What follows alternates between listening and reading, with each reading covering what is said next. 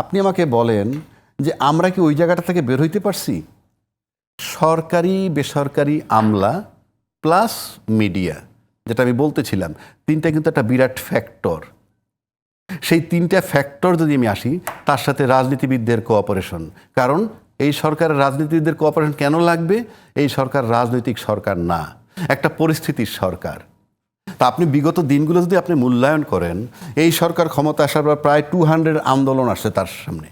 আপনি যে কথাটা বললেন, শুরু করলেন যেটা দিয়ে, যে জুলাইয়ের উদ্দেশ্য আমাদের কি ছিল এবং আমরা আজকে কোন জায়গাটায় আছি, এবং একই চক্রে ঘোরপাক খাচ্ছে কিনা।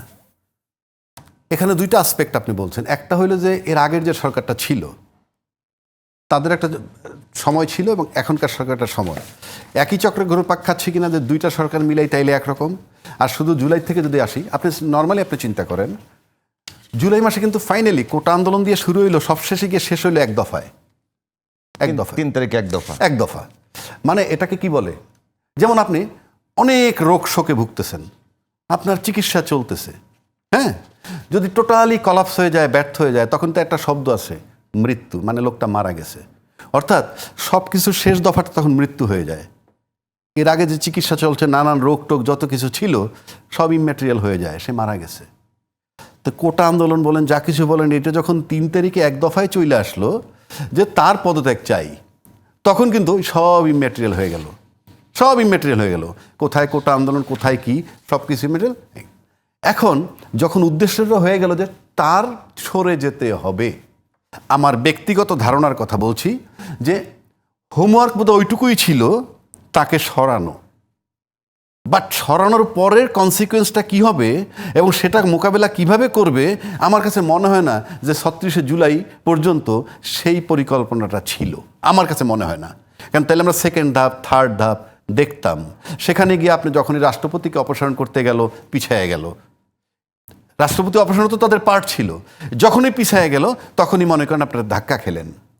আচ্ছা, এই প্রেসিডেন্টকে যে আপনি সরাইতে পারলেন না, সেখানে কিন্তু অস্পষ্টভাবে একটা আমলাতান্ত্রিক ব্যাপার ছিল। কারণ সব অভ্যুত্থানের ক্ষেত্রেই আমলাদের একটা ফ্যাক্টর থাকে। শেখ হাসিনা যখন ফাইনালি চলে গেল, তখন কিন্তু আমাদের এই দেশের যে সামরিক বাহিনী যাদেরকে বলি, তারা কিন্তু একটা পর্যায়ে ঘুরে দাঁড়ালো, আন্দোলনের পক্ষে চলে গেল। তাই শেখ হাসিনাকে চলে যেতে হলো। কিন্তু রাষ্ট্রপতির বেলা যদি সে একই জিনিস হইতো, তাহলে তাকেও চলে যেতে হতো। যাক, সেই বিতর্কে আমি যাচ্ছি না। এখন একই চরকের ঘোরপাক খাওয়া মানে কি? আপনি কয়দিন যাইতে না যাইতে কিন্তু আমরা দেখলাম অনেকগুলা বিষয় সামনে আসলো। কি? সংস্কার, বিচার, নির্বাচন, তারপরে আরও ডেভেলপড হইতে হইতে আসলো কোথায়?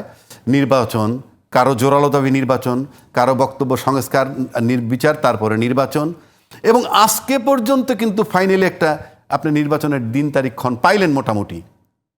এখন কিন্তু দেখেন একই জায়গায় কিন্তু আমরা নাই। নির্বাচন যে চাওয়ার পরে এখন কিন্তু আবার ভার্সন চেঞ্জ হয়েছে, সেটা তো আপনি লক্ষ্য করেন। আপনি এখন টকশোতে দেখবেন। রাজ্জাক ভাই, আপনাকে যে একটু ইন্টারাপ্ট করি, যে মানে শুরুর দিন ওই কোটা আন্দোলন হলো, সেদিন কিন্তু একটা বিষয় এসেছিল যে দুর্নীতিমুক্ত, নিরপেক্ষ এবং মেধাভিত্তিক আমলাতন্ত্র। ঠিক আছে, ওইটাদের শুরু।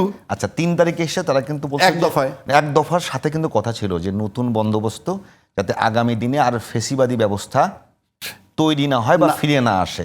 আমি যদি বলি শুরুর দিনে নিরপেক্ষ, দুর্নীতিমুক্ত বা মেধাভিত্তিক আমলাতন্ত্র এবং পরে ফেসিবাদী ব্যবস্থা যাতে ফিরে না আসে।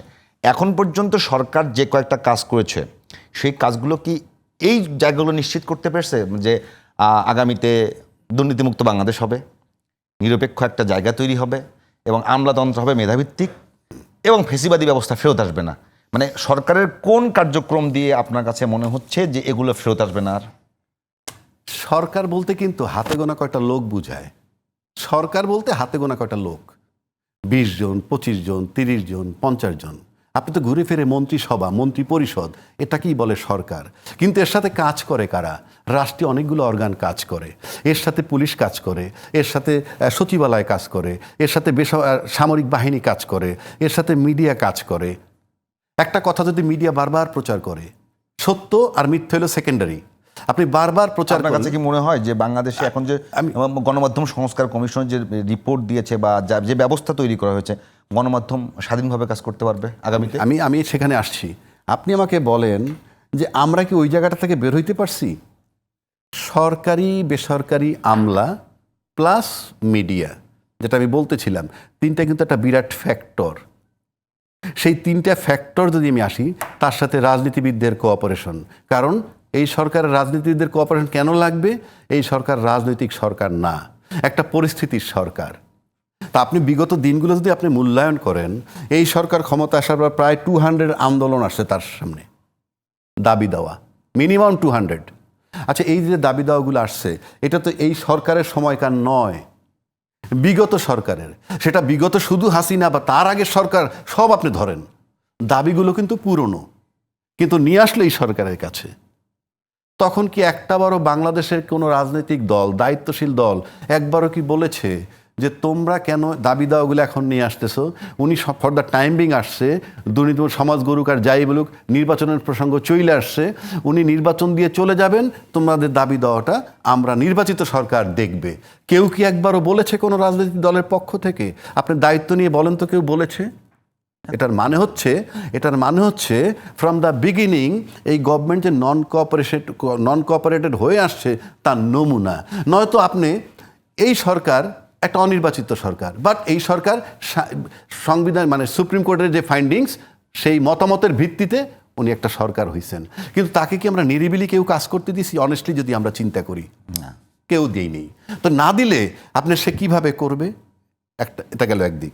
2 নম্বর, আপনার এখানে বলছিলাম কিনা আমি ঠিক জানি না, যদি কোঅপারেশনের প্রশ্ন আসে, যারা তাকে কোঅপারেশন করে সে ক্ষমতায় থাকতে পারতেছে না, আর যারা আন্দোলন করছে দীর্ঘ 12 বছর যে সরকারের বিরুদ্ধে, সে 15 বছর ক্ষমতায় ছিল। এগুলো আপনি নমুনা দেখবেন কতগুলা। এইবার আসেন, আপনি কোথায় আসেন শেষ পর্যন্ত? অবশেষে আমরা একটা নির্বাচনের জন্য কথা বলতে এবং জুলাই সনদ তো এখনো হয়নি, জুলাই ঘোষণাপত্র একটা বিষয় আসলো। জুলাই ঘোষণাপত্র একটা বিষয় আসছে না? আচ্ছা, এখন জুলাই ঘোষণাপত্রে আগে কি বলছে? আগে কিন্তু ফেব্রুয়ারি মাসে নির্বাচন হবে, তার একটা সম্ভাব্য ওই একই দিনে পরে বলছে, একই দিনে বিকেলে। এখন বলেন, আমরা যদি একটা সিম্পল একাডেমিক ডিসকাশন করি, একাডেমিক, সেটা কি? এই যে সরকার ফেব্রুয়ারি মাসে নির্বাচনটা দিল, কোন সংবিধানে? আপনি আমাকে বলেন, কোন সংবিধানের অনুযায়ী? নির্বাচনটা একটা সংবিধান অনুযায়ী হতে হয়। কোন সংবিধান মোতাবেক? বাংলাদেশের চলমান সংবিধান মোতাবেক। চলমান সংবিধানে কি বলা আছে? নাম্বার 1, প্রাইম মিনিস্টারের লিখিত অনুমতিক্রমে ভাঙতে হবে পার্লামেন্ট। আচ্ছা, ধরলাম এটা পায় নাই, ভেঙে ফেলছে। ভেঙে ফেলার পর 3 মাসের মধ্যে হইতে হবে। 3 মাস পার হয়ে গেছে। সেই সংবিধান চেঞ্জ করার ক্ষমতা আপনাকে কে দিছে? কে 3 মাসের মধ্যে তো নির্বাচন হওয়ার কথা, কোনো ডাউট নাই। আর যদি বলেন অন্তর্বর্তীকালীন সরকার, সে তো এই ফ্রেমের মধ্যে নাই। অবশেষে আমরা একটা আইনি ফ্রেম আনতে চাইলাম, কি দিয়া? জুলাই ঘোষণা। জুলাই ঘোষণা মানে কি? আগের সংবিধান বন্ধ, প্লাস আমি একটা আইনি ফ্রেমে সরকারটাকে নিব। আজকে যদি ফেব্রুয়ারি মাসে নির্বাচন হয়, তর্কের খাতিরে বললাম, তারপরে যদি কোনো বিশেষ দল এসে বলে তুমি কোন সংবিধানের অধীনে নির্বাচিত, ইউ জাস্ট টেল মি, কোন সরকার তোমাকে নির্বাচন দিছে, তার আইনি ফ্রেমটা কোথায়? সে কি জবাব দিবে? আপনার এই জুলাই ঘোষণাপত্রে আসা উচিত ছিল কি? এখানে বলছে যে 106 ধারা মোতাবেক মতামতের ভিত্তিতে এই সরকার হইছে, কিন্তু এই সরকারের মেয়াদটা তো এখানে আনা উচিত ছিল, যে এই সরকারকে এতদিন মেয়াদ দেওয়া হইল, সর্বোচ্চ এতদিন, এবং তার ভিতরে নির্বাচন করে যাবেন। আপনি তো সেই ঘোষণাপত্র সেটা নাই। 1 নম্বর। 2 নম্বর, বলা হয়েছে যে প্রধান উপদেষ্টা, এই প্রধান উপদেষ্টা উনি কার? এই প্রধান উপদেষ্টা যদি উনি রাষ্ট্রপতির হয়ে থাকেন, উনি তো রাষ্ট্রপতিকে কোনো উপদেশ দিচ্ছেন না। দিচ্ছেন? ইউনূস সাহেব কি রাষ্ট্রপতিকে উপদেশ দিচ্ছেন? তাহলে উনি কাকে উপদেশ দিচ্ছেন? 1 নম্বর, তার মেয়াদ আপনাকে এই ঘোষণাপত্রে আনতে হবে যে ওনার মেয়াদ এতদিন দেওয়া হইল সর্বসম্মতিক্রমে, এবং উইথ এফেক্ট ফ্রম 8 তারিখ থেকে 8ই আগস্ট 2024, এবং ন্যূনতম 2 বছর টাইমও দেন, এর ভিতরে নির্বাচন করে যেতে হবে। এটা আপনার ঘোষণাপত্রে আনতে হবে। আপনি নির্বাচন ফেব্রুয়ারিতে দিলেন কিসের ভিত্তিতে? কোন সংবিধানের ভিত্তিতে? সেটা কি আদৌ আছে? নাই। এখন যদি বলেন এটাকে আবার পরবর্তী পার্লামেন্ট এসে আকারে তফসিল আকারে সংযুক্ত করবে। সেই তফসিলটা যখন ধরবে কেউ, এই সরকারের মেয়াদটা কোথায়, এই সরকারের নির্বাচনটা দিল কোথায়, মানে দিল কিভাবে, এই প্রশ্নগুলোর কৈফিয়তটা কি? আর যদি বলা হয় যে এই মেয়াদ লাগবে না, তাহলে ফেব্রুয়ারিতে যে দিন তারিখক্ষণ ঠিক থাকবে তারই বা গ্যারান্টি কি? These are my question. সুতরাং আপনার জুলাই ঘোষণাপত্রটাকে বলা হবে, ইনফ্যাক্ট এটা একটা অস্থায়ী সংবিধান। আমি বলছি না এটা নতুন সংবিধান। এই মুহূর্তে এই সরকারকে একটা আইনি ফ্রেমের মধ্যে আনতে হবে। আপনার তাকে আইনি ফ্রেমের মধ্যে আনা হয় নাই।